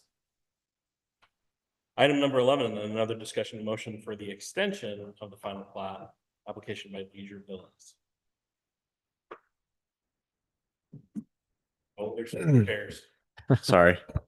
It's simple switch. Yeah, so you may remember this subdivision from about 6 months ago when they requested more time. They're back asking for a second extension. It's the same issue they've been dealing with, not being able to find secondary water shares. Reportedly, they have now found them, but they acquired them kind of shortly before the deadline was set to expire. So now they're just asking for a little bit more time to get ready to move towards construction. I think they anticipate this is the last time that they'll be asking for an extension. All right, cool. We have the applicant in the room. Yeah, he's front row. Well, second row. Okay. Do you mind coming to the microphone and You have comments on this? Nobody? Okay. okay? It's not a public hearing, but yeah, he is then second row. I don't know if he heard you or not.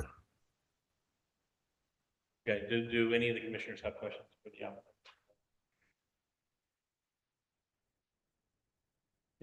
All right, then we will go ahead and take a motion if there are no comments or concerns.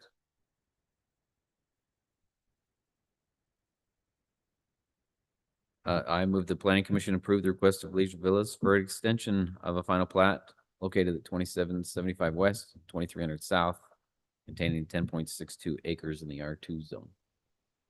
Thank you, Commissioner Shea. We have a motion. We have a second. Second. All in favor? Aye. Aye. Any opposed? Motion passes. We will take a motion to adjourn to work session. So moved. All in favor? Aye. Aye. All right, we are adjourned into work session. City Council liaison report.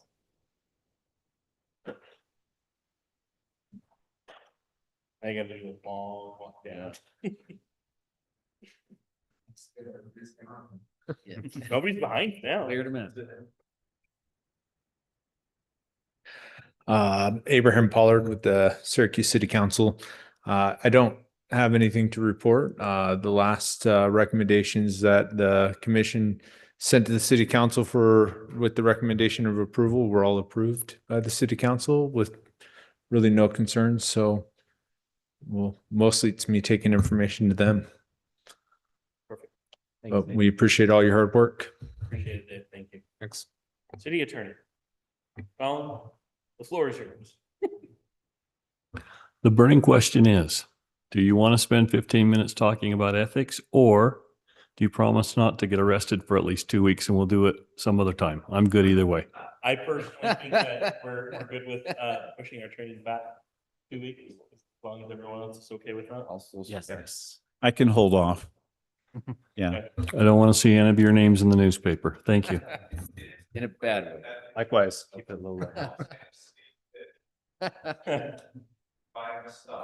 Well, there is one other requirement. Thank you, Abe, for reminding me. Sometime between now and when you come back to do this ethics training, please at least once, unless you're allergic to seafood, go out and get fish and chips. You'll find it very helpful. Okay. I'm saying that for Kayla's benefit. She's dying to find out what this training has to do with stinky fish.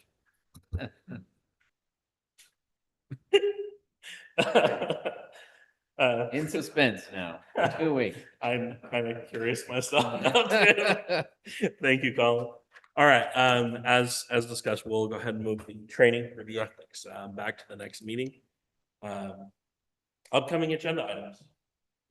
So we just approved a whole bunch of them, which is great. But So we the ethics training is going to be pushed back a month. we'll see.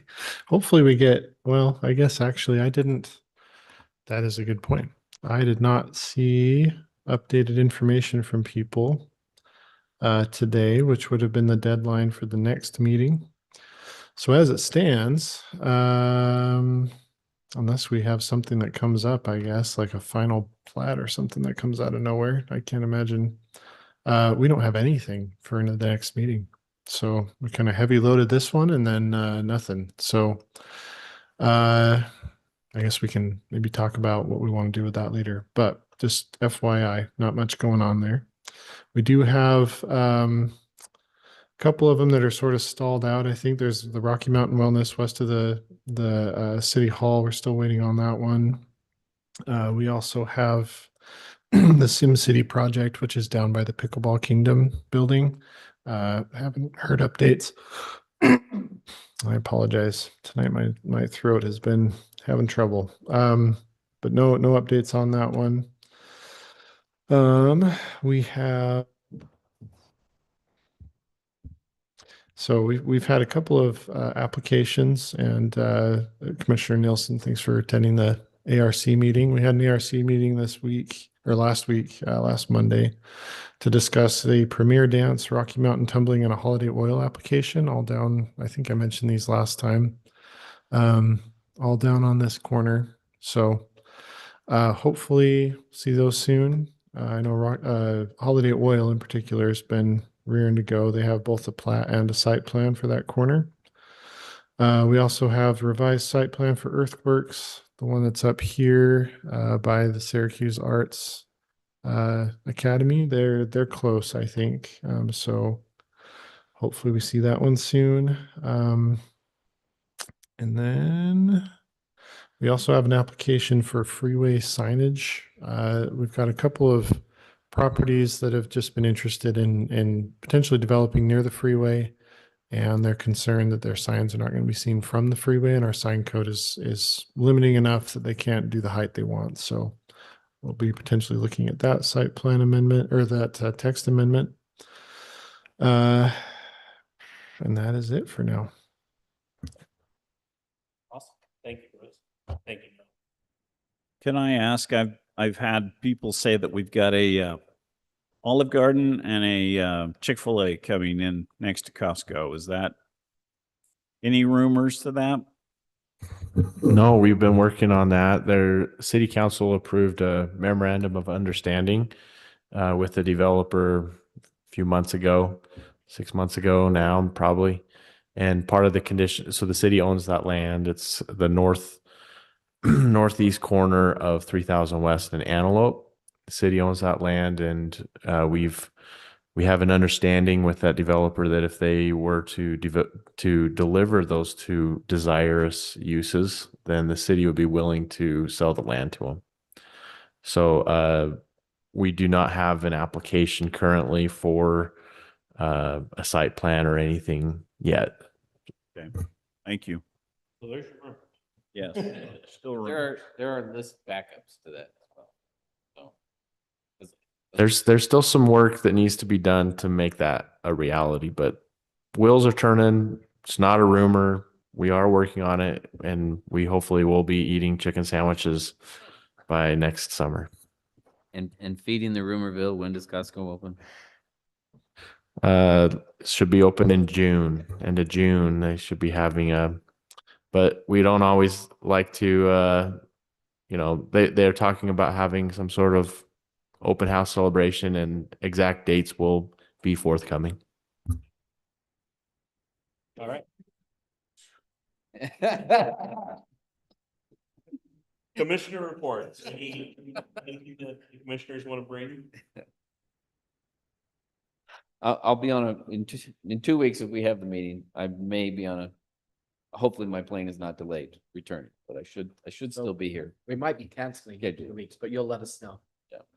Yeah, we'll let you know based off of how those applications progress, but it's looking like it's a high probability that we'll be canceling the meeting. All right. If there are no other reports or anything to report on, take a motion to adjourn. Move to adjourn. All in favor? Aye. Aye. Any opposed? We're adjourned. Thank you. Job. You almost have 2 hours.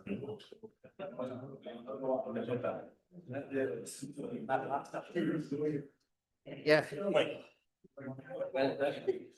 Even both. Apologize, Darren, not answering all your questions. I missed off. But I feel I'm not. It's actually have us chatting. Especially on the sides. Like it's kind of. Yeah. It's kind of hard to have, but talk about things. On the campaign, and then so it's. Just like there's a little hope in that. And then question, wants to house. Yeah, it's a lot.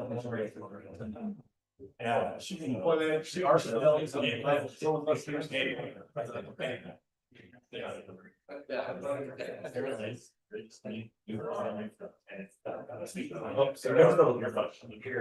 especially again. I'm on board working with both of you. Thank you.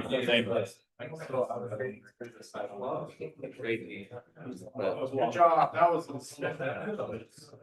Oh, wow. I didn't know. It's just like, they brought up some good questions. They all got addressed.